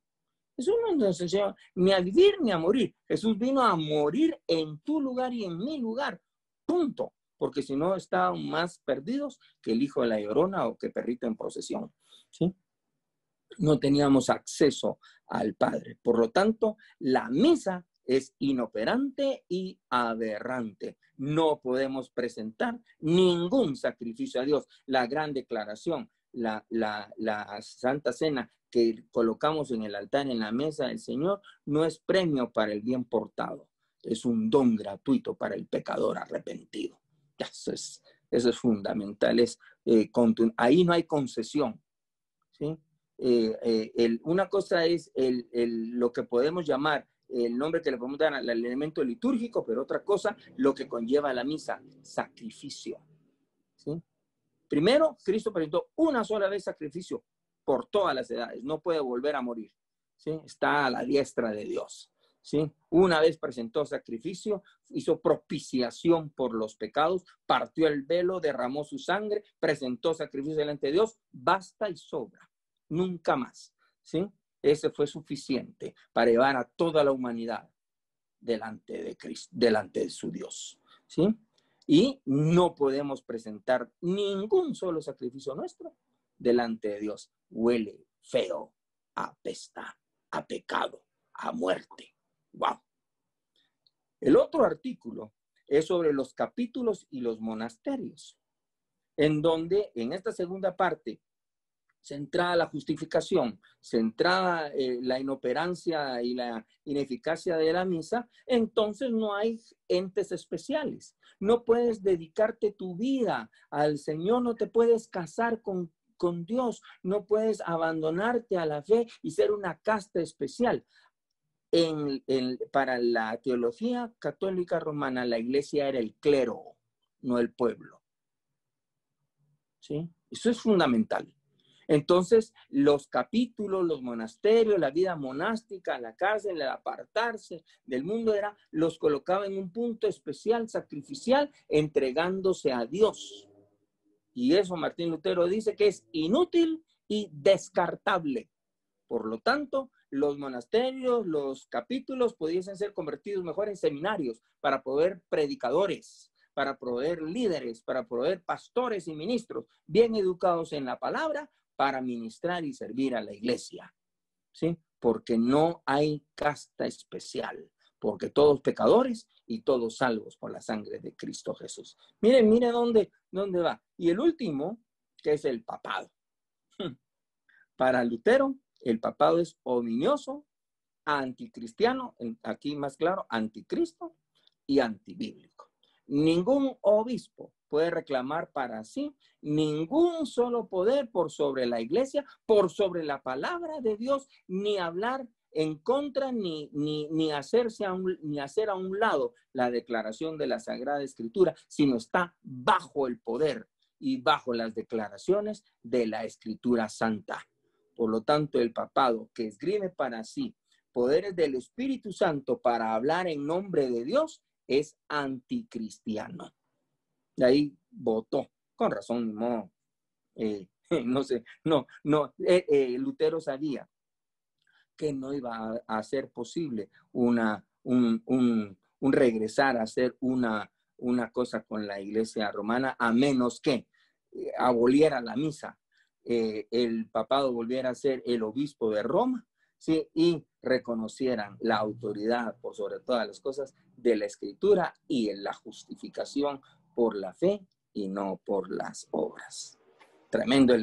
Ese artículo, esa segunda parte del artículo de Esmalcalda es una joya que nosotros debemos leer, aprender, compartir, tener, porque es la base que nos da el fundamento de nuestra fe, lo que creemos y los que somos, sacerdotes todos de Cristo Jesús, ¿sí? El sacerdocio universal de todos los creyentes, todos con acceso directo al Padre por la gracia salvífica en Cristo Jesús, ¿sí? Y no unos más que otros. Estos artículos condenan de un modo inequívoco todas las tradiciones hechas por el hombre como obras necesarias para merecer la gracia de Dios. No hay ninguna, ni tradición humana, ni ordenanza humana que pueda sustituir o ponerse a la altura o ser necesaria para alcanzar la gracia de Dios, porque la gracia de Dios se obtiene gratuitamente. Y la tercera parte de los artículos de Esmalcalda es otra joya que nos resume la confesión de fe, la apología, los catecismos en 15 artículos. Aquí va a surgir una palabra que nosotros debemos conocer muy bien, y es adiáfora. Miren, así como en la segunda parte de los artículos de Esmalcalda somos contundentes y no cedemos ni un milímetro, ni un nada, ¿sí? Hay una serie de doctrinas en las cuales nos podemos sentar con la palabra de Dios y abrir y discutir y llegar a acuerdo, ¿sí? Pero el luteranismo tiene su identidad, ¿sí? Y podemos hablar desde lo que hemos interpretado y conocido y hablar con otras personas que tengan en alto, uno, la palabra de Dios y que estén dispuestos a abrirla, a estudiarla y llegar finalmente a un acuerdo. Esto es todo lo que es adiáfora, ¿sí? Y son 15 puntos, fíjense, y no son puntos de que si usamos falda o pantalón, si nos ponemos arete, maquillajes y pelos largos y chongos, o tatuajes, o esto, si cantamos o aplaudimos. No, eso es nada que ver, ¿sí? A veces discutimos y en tu iglesia aplauden, o en tu iglesia, no gaste el tiempo en eso, es vano, ¿sí? Los 15 puntos son relevantes, 15 doctrinas. La primera, el pecado. Ustedes oyeron, bueno, no creo que no fue en este curso, el doctor Andiel estaba dando un curso cabalemente sobre diálogos entre Erasmo y y Lutero, y el libre albedrío y el pecado original. No está en discusión. Para el luterano el pecado es universal, afectó a toda la raza humana, y el hombre está en depravación total. ¿Alguien tiene otro criterio? Venga, discuta, traiga la Biblia, discutamos. Esta es nuestra posición. Si estamos equivocados, convénzanos con la Escritura. Ese es el sentido de la tercera parte de los artículos de Esmalcalda. No es llegamos a un justo medio. No, llamémosle medio pecado o medio esto. No. No, esta es nuestra posición que nosotros entendemos desde la Escritura. Es de acuerdo a estos versos, de acuerdo a esta enseñanza, de acuerdo a lo que han dicho los santos padres, de acuerdo a nuestros credos, de acuerdo a esto es lo que creemos. Y la Biblia ABC dice que por cuanto todos pecaron, están destituidos de la gloria de Dios. ¿Tú crees que el hombre tiene libre albedrío y que no hay pecado original? Trae tu Biblia, sentémonos, conversemos y no nos levantamos hasta que tú o yo creamos otra cosa distinta. ¿Qué cosa? ¿Qué belleza? Así pues, el pecado es universal y el hombre está depravado totalmente. En cuanto a la ley, el segundo artículo, ¿sí? La ley revela el pecado al hombre. Sin la ley sería imposible saber qué es o no pecado y qué ofende la justicia de Dios. Y muestra y revela el profundo grado de corrupción que el pecado hizo en la naturaleza humana, de tal manera que la ley nos hace correr a pedir ayuda, y esa ayuda la vamos a encontrar en el Evangelio, porque nosotros no podemos alcanzar ni satisfacer la justicia de Dios. La semana pasada decíamos, solo Dios puede satisfacer a Dios, ¿sí? Pues esa es la ley.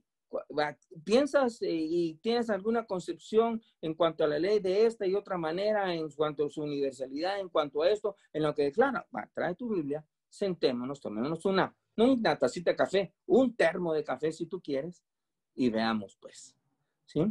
El arrepentimiento, la metanoia, ¿sí? El arrepentimiento completo, el volverse contrito ante la ley de Dios a decir, soy pecador. He pecado, ¿sí? La atención, ley y evangelio, ¿sí? Y correr, ¿sí? A buscar el remedio que viene de la mano de Dios. Muy contrario al elemento de penitencia y satisfacción que tenía la iglesia romana y que está mucho en nosotros, ¿sí? El que ora y peca, ¿cómo se empata? No me acuerdo ahorita el que reza y peca empata, algo así por ahí va. La cosa, no hay satisfacción. ¿Qué puedes presentar tú para quitar tu pecado? Nosotros respondemos, solo la sangre de Cristo Jesús. Y punto. Sí, y entonces el arrepentimiento no es remordimiento o penitencia, es dolor contrito y volverse al remedio que Dios ha dado para satisfacer su justicia, que es nada más y nada menos el Evangelio. Ahí viene cabalmente qué es el Evangelio. El Evangelio es el ofrecimiento de la gracia en Cristo y que nos da medios de gracia, sí, para recordarlo, para vivirlo, el bautismo, el sacramento del altar, la Santa Cena, las llaves, esa confesión de unos a otros, o esa confesión que buscamos para recibir el perdón de nuestros pecados. El Evangelio es la buena noticia que nos da perdón de pecados. O sea, el problema del ser humano no es otro. No es el coronavirus, no es aquí, no es allá, no es si gana el este o si gana el otro, no es que estamos muertos en pecado. Por eso el culto es ese buscar al Señor, ¿sí? Y salir perdonados, como nos lo mencionaba un poquito también ahí el doctor Abdiel, ¿sí? Es recibir eso, y el Evangelio es lo que nos otorga, lo único que nos otorga el perdón de pecados es el Evangelio de la cruz, ¿sí? Apuntando a la cruz donde murió nuestro Salvador, resucitó, ascendió al cielo, está a la diestra de Dios y pronto volverá. Del Evangelio se desprende, ¿sí? El único sacramento que es la palabra de Dios. Si algo le quitó Lutero a la Iglesia Católica fueron los colmillos aberrantes de la herejía de volver la Iglesia sacramental y volverla a la palabra de Dios. Porque el agua es nada, porque el pan es nada y el vino es nada si no está la palabra de Dios. ¿Sí? Y la palabra de Dios dice, mueres y naces a la nueva vida en tu bautismo. No opera el agua, opera la palabra. Y el símbolo es el agua. Y nos perdona pecados. ¿Sí? Porque Cristo está aquí. Pan, cuerpo, vino, sangre, está con nosotros. ¿Sí? Su sacrificio nos quita el pecado. Y no puedes acercarte tú con nada delante de Dios. Entonces el bautismo es perdón de pecados por la palabra declarada. Y los niños, por supuesto, en redención prometida, ¿sí? Porque para vosotros y para vuestros hijos es la promesa, ¿sí? O sea, nuestros hijos son santos y en ese aspecto al bautizarlos estamos reclamando, estamos esperando una redención prometida. Claro, pueden hacernos un Esaú, pero eso es otro cantar, ¿sí? Si fallamos, pero es la iglesia la que en fe bautiza a su generación, a sus hijos, ¿sí? El sacramento del altar, el punto sexto. Cristo presente, cuerpo y sangre, dos especies, no una. La Iglesia Católica aún ahora, en la mayoría de misas, solo ofrece el pan a los feligreses y no el vino. O a veces muchas veces lo moja, pero la mayoría no, porque solo el sacerdote toma las dos especies. Lutero vio eso como una corrupción del sacramento y es cuerpo y sangre. Jesucristo cuando instituyó la Santa Cena dijo, este es mi cuerpo y esta es mi sangre. ¿Sí? No solo es el cuerpo para unos y mi sangre para otros. No, es la unión de esos dos porque es el sacrificio completo de Cristo Jesús. Y la abolición de la transubstanciación. No es ver la especie del pan convertida en carne o la especie del vino convertido en sangre. No, el pan, vino. Pero de una manera misteriosa y en fe, ahí está el cuerpo y la sangre de nuestro bendito Señor en medio nuestro, con nosotros, ¿sí? El sacramento. ¿Piensas un poco diferente? Pues sentémonos, traigamos la Biblia, estudiemos y salgamos unidos en un criterio, ¿sí? Cómo vivimos esa comunión personal con Cristo. Por eso, esta tercera parte de los artículos de Esmalcalda son estos, los puntos en que la iglesia necesita y puede platicar y discutir para unir toda la fe cristiana. De ahí vienen las llaves, el perdonar pecados, ligar y desligar, conste, y no categorizar pecados como lo hace la iglesia de Roma, ¿sí? Pecados capitales, pecados veniales, no. Nosotros, ¿quién eres tú, hombre, para juzgar las intenciones y el corazón? Porque se puede pecar más con un pecado lujurioso, tapado por la misma sociedad, que uno altamente declarado y ominioso para la sociedad, porque el pecado es pecado y no hay pecado grande y chiquito, ¿sí? Y la iglesia en ese aspecto tiene el ministerio de las llaves de Dios para perdonar pecados, ¿sí? La confesión, que ya, una cosa que se me había olvidado decir, ya cuando estamos leyendo los artículos de Esmalcalda, antes de la muerte de Lutero y que él ya sentía que se moría, estamos leyendo el tercer Lutero, ¿sí? No al primer Lutero, aquel que de las 95 tesis y de los primeros asuntos, ni el segundo que está previo a la confesión de fe de Habsburgo, que está discutiendo y viendo cuáles cosas sí, cuáles cosas no. Aquí vemos ya un Lutero maduro, un Lutero que ha sido enseñado en la palabra y que está tratando de dejar un legado final a la iglesia. Y ya la confesión ya no es un sacramento, está ligada al bautismo y ayuda y consuela contra el pecado. O sea, y no necesita hacerse una descripción enorme o enumeración de los pecados, no.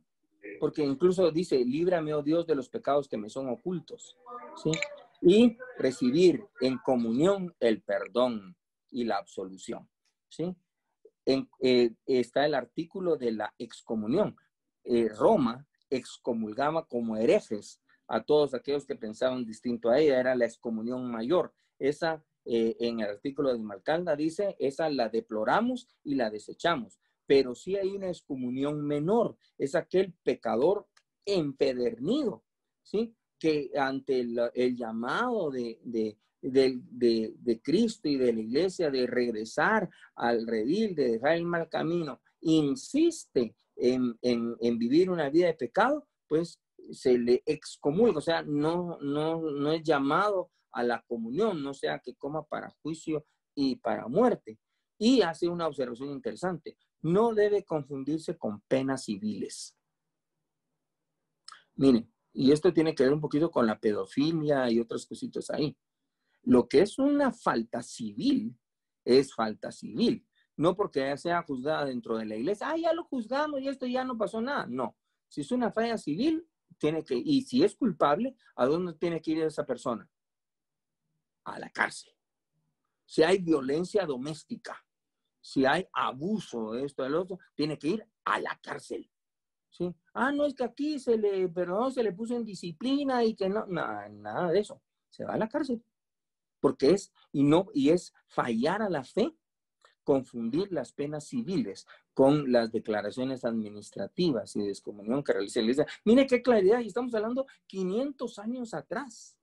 Es tremendo esto, ¿sí? La ordenación y la vocación, ¿sí? Solo todas las personas son ordenadas y aptas, ¿sí? Para el ministerio, el sacerdocio universal de los creyentes. Y ordenamos al ministerio a aquellos que son aptos para tal función, que conocen la escritura, que han recibido el llamado de Dios y que la iglesia reconoce como tales, pero ya no como una situación del obispo, y más cuando el obispo daba a troche y moche y vendía en simonía los cargos de la iglesia a quien le daba más dinero. La ordenación y la vocación son una unidad, ¿sí? Y la iglesia ordena a aquellos que son aptos para esa función y que el Señor ha llamado. De igual manera, el matrimonio de los sacerdotes es una clara declaración no al celibato. Si ustedes leen los artículos de Macalda, aquí hay una frase muy linda, a ver si la tengo a la mano.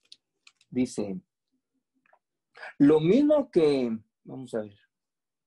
Sí, lo mismo que a nosotros como a ellos, no nos ha sido dado poder de cambiar un hombre en mujer o una mujer en hombre o suprimir la diferencia de sexos. De la misma forma, no han tenido poder para separar y prohibir a tales criaturas de vivir honestamente en el estado matrimonial entre sí.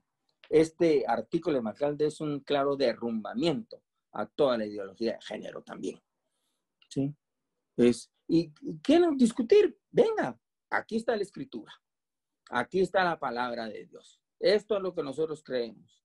Tú piensas, ven, pero ven con la palabra, ven con corazón abierto, sentémonos, mucho café, pues, té, leche, lo que tú quieras, pero nos sentamos y salimos bajo el criterio del Espíritu Santo y la palabra de Dios. Pero así, el celibato no es una ordenanza para la iglesia y tampoco genera jerarquía. No te estás sacrificando de nada, de un sacrificio que Dios no te ha pedido y que no es bien visto a los ojos de Dios. La iglesia no es el clero. La iglesia son los santos creyentes todos, el rebaño que escucha la voz de su único y gran pastor, ¿sí? Yo soy el buen pastor y las ovejas conocen y oyen mi voz. Y esta es la iglesia. 400 años le costó a la iglesia romana llegar hasta el Concilio Vaticano II para decir, la iglesia somos todos. Mejor hubieran escuchado a Lutero 400 años cuando decía, somos la iglesia. ¿Sí? ¿Qué cambio el que hubo allí? Ese es uno de los puntos básicos de Esmalcalda. El punto 13, la justificación ante Dios y las buenas obras. El tercer Lutero tiene una reconciliación con Santiago. Al primer Lutero lo vemos como que quiere quitar hasta Santiago del canon de la Escritura. En el tercer Lutero, o sea, ya el Lutero que está por colgarlos, no creo que usaba tenis, pero algo parecido, ¿sí?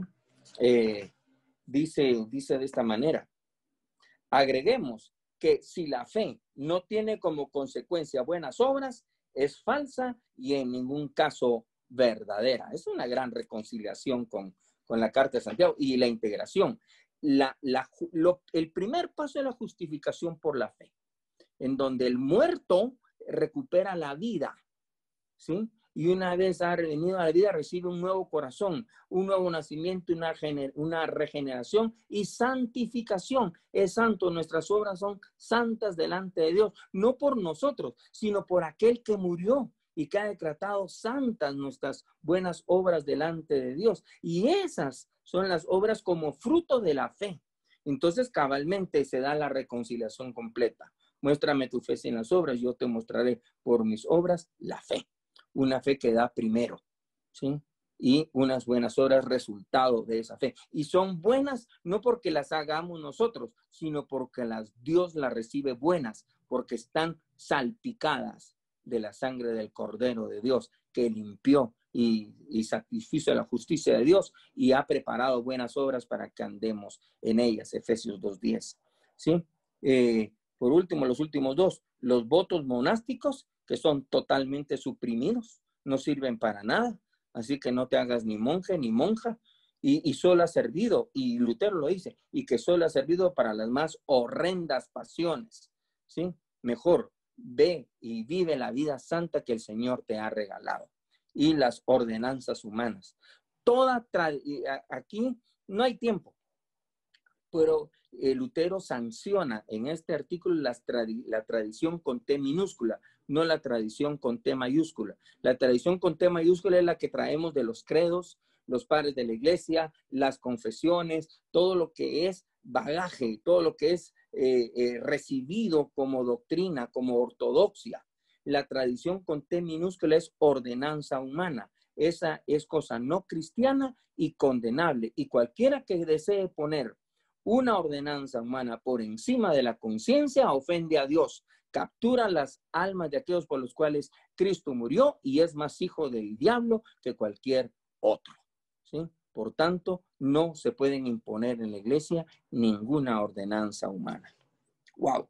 Entonces, las concesiones que puede hacer la fe solo son posibles cuando son discutidas con hombres entendidos y sensibles o aún entre nosotros, basados en una adecuada y cuidadosa exposición de las Sagradas Escrituras. No es, a ver, ustedes sienten que esto sí y esto no, te rebajémosle, ¿no? Aquí no se trata de diluir la fe, se trata de mantener la fe. ¿Sí? Los artículos de Esmalcalda son una enorme exposición de la identidad de la fe luterana. Si tú tienes y guardas el corazón del libro de Concordia, adquieres una identidad bíblica, una identidad litúrgica, una entidad de instrucción, con lo cual puedes platicar con todo el mundo desde esa identidad. Y eso es lo que busca, ¿sí? Crear en los niños desde el catecismo, en los mayores a través de las confesiones, en el aprendizaje de los mandamientos, las bienaventuranzas, el Padre Nuestro, el credo, los sacramentos y todo, una fe. Y desde esa fe, hablar con cualquiera. Y a la hora de haber una cierta discrepancia, busquemos, no, es que a mí mi pastor me dijo, no, es que a mí tal, no, ¿qué dice la palabra de Dios? Y vamos al consejo de la palabra de Dios y ahí dirimimos todo asunto de fe y práctica, ¿sí? Pero nos da una preciosa identidad. Lutero permanece asombrosamente abierto y conciliador a aquellos que están preparados y comprometidos con las Sagradas Escrituras. ¿Qué es lo que él dijo cuando es presentado al concilio? Miren, ¿han leído mis libros? No, Dios nos guarde. No han leído ni uno de mis libros. No, entonces, ¿cómo pueden saber qué es bueno y qué es malo? Por favor, léanlo. Y si hay algo de lo que yo escribí que está equivocado y me convencen con las Sagradas Escrituras, entonces me retracto. Y si no, disculpen, si no es con la Sagrada Escritura, no puedo retractarme. Esta es la fe. En los artículos de Esmalcalda recogen la fe de la iglesia, la pura esencia de lo que el reformador logró escribir de puño y letra. Más claro, más inequívoco, cuando el luteranismo empezó a casi claudicar y tuvo que venir la segunda ola, que es lo que vamos a ver el próximo lunes con la fórmula de concordia. Cuando ya hasta era hazmerreír, había más división dentro del luteranismo que en otros lados, y éramos el hazmerreír, ¿sí? Surge otra vez la concordia para unirnos y darnos una identidad. Los luteranos confiesan osadamente, pero también con humildad, que buscan un acuerdo confesional y unidad dentro de la Iglesia de Cristo, ¿sí?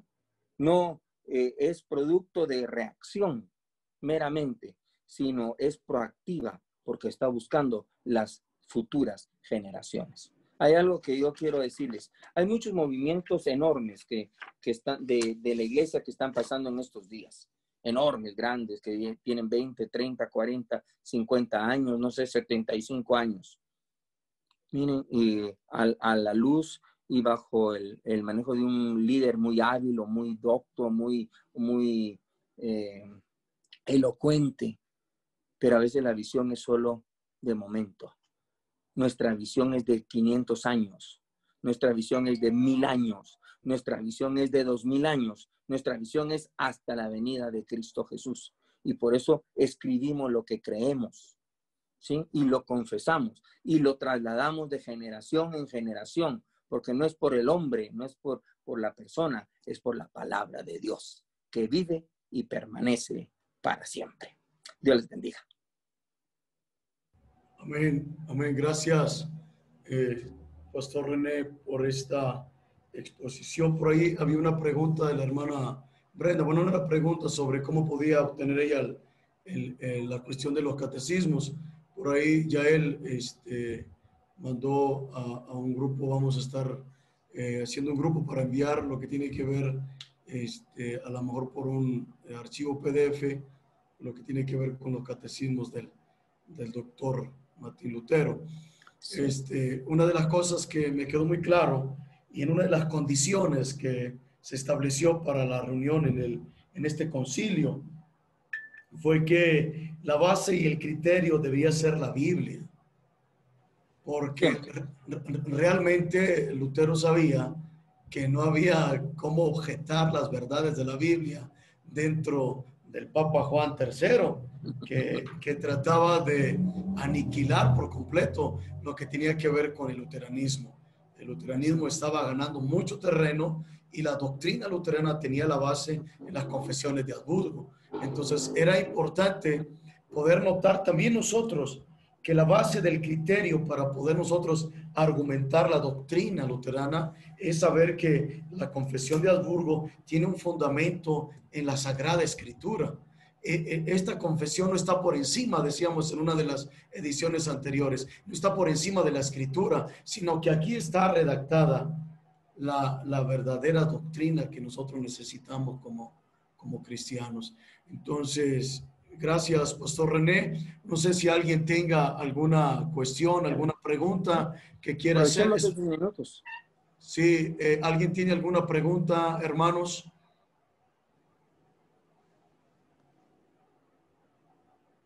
Este es el momento.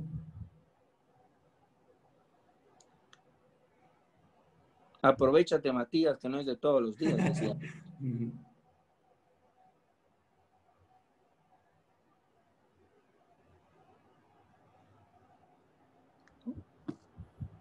Por ahí la pastora María, digo, por ahí la pastora María Elena está teniendo nota, dice muy excelente la exposición de hoy. También por ahí hubo una respuesta al cuestionamiento que le hicieron al pastor Abdiel con respecto al bautismo de los infantes, y el hermano que hizo la pregunta dijo y expresó excelente explicación. Pero en base a lo que el pastor René ha pronunciado, ¿alguien tiene algún cuestionamiento? ¿Alguien tiene alguna pregunta? Nomás no se amontonen de a uno por uno.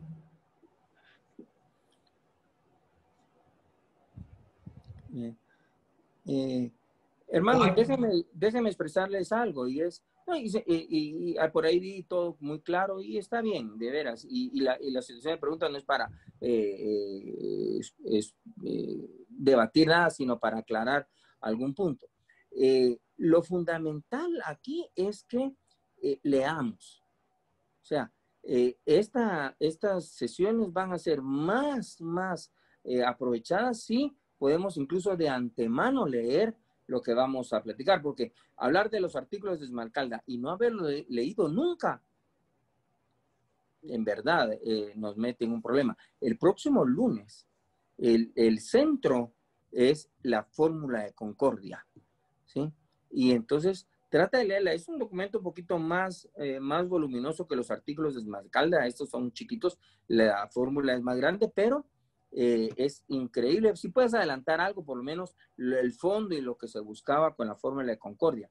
Y algo fundamental con los artículos de Esmalcalda. Ustedes ven que son 15 puntos los de adiáfora y todo. Pero ahí no está toda la doctrina, ahí faltan puntos. Yo pondría el Espíritu Santo, la misión de la iglesia, otras cosas que por su tiempo, recuérdense, Martín Lutero es hijo de su tiempo. ¿Qué tal si escribimos una ampliación a los artículos de Esmalcalda, ¿sí? Y nuevos, y esos puntos que los tenemos, ya lo creemos, pero que no quedaron escritos y que necesitamos ponerlo por escrito, por fe y por obra, por supuesto. Entonces sería un bonito reto ir buscando cuáles son los temas fundamentales de la iglesia que necesitamos expresar por ahí nuestra fe. Pero estos 15 puntos son belleza. Amén. Entonces, hermanos, pastores, ¿alguien tiene alguna pregunta antes de concluir?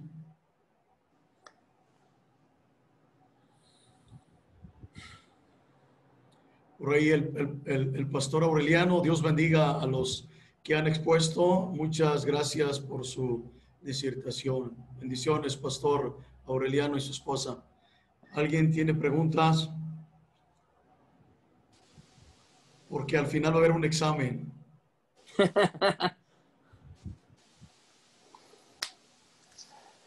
No Pastor Jacobo, sí, adelante. Le comparto a las personas que ya está subido los artículos de Esmalcalda y también el Catecismo Menor, ya desmenuzados si los quieren ingerir de esa manera. También está el libro de Concordia gratuitamente para que lo puedan leer en línea. Hay varios enlaces, hay un enlace en el chat, o si quieren apuntar un enlace fácil, misionlutera.org, y ahí va a haber un botón que los va a llevar a la opción para que puedan descargarlo. Es gratuito, obviamente, para la obra de Cristo. Amén. Gracias, Yael. Pues llegamos a ser 39 y se redujo a 32 participantes, pero gracias a Dios que pudimos anexarnos más. Entonces, pues ya para terminar, no hay preguntas, sino para terminar con una oración. Jacobo. Sí, adelante. Solo agradecer la oportunidad que me dieron de poder participar en esto. Yo sé que algunos de ustedes viven en Estados Unidos. Si alguno de ustedes puede tener acceso a este libro, se llama Small Catechism with Explanation. Es de Editorial Concordia. Es muy bueno. Me parece que hay en español. No podría decirlos a mí. Yo lo tengo en inglés. Es de la Editorial Concordia de San Luis, Missouri. Y de verdad que es una manera muy, muy agradable de estudiar el catecismo. Así que si los que viven en Estados Unidos tienen acceso a poder tener ese libro, pues sería bueno. Creo que hay en español. Me parece que René está hablando con que tenemos en español. Sí, lo tenemos en español. Lo tenemos en español y voy a mandar una copia para cada uno de los pastores de la frontera de Saltillo y ahí tenemos las copias para Guatemala. Gracias, Marianita. Creo que son cosas importantes que nosotros vayamos haciendo en nuestra biblioteca y vayamos leyendo. Creo que eso es muy importante. Por lo demás, muchísimas gracias. Fue un honor estar con ustedes. Espero que no sea la última, sino que podamos siempre estar con ustedes apoyándoles y participando. Gracias a todos. Amén. Pues gracias a todos por haber apartado este tiempo, agendado este tiempo para estar en estos estudios que han sido muy edificantes y de mucho provecho para nosotros. Los esperamos el próximo lunes en Centroamérica, El Salvador, Guatemala es a las 5:30, acá en México y Estados Unidos es a las 6:30. Entonces, gracias a todos por los que pudieron estar hoy. Pues, Pastor Abdiel nos despide, ¿qué le parece? Muchas gracias por el privilegio, Pastor Jacobo, y nos despedimos invocando a nuestro Dios Trino. En el nombre del Padre, del Hijo, del Espíritu Santo. Amén. Amado Señor, infinitas gracias te damos, Señor, por esta oportunidad tan hermosa que nos has dado de poder escuchar de tu palabra, de tu instrucción, de tu catecismo, de la doctrina básica, Señor, que es tan importante que nosotros podamos entender y también predicar.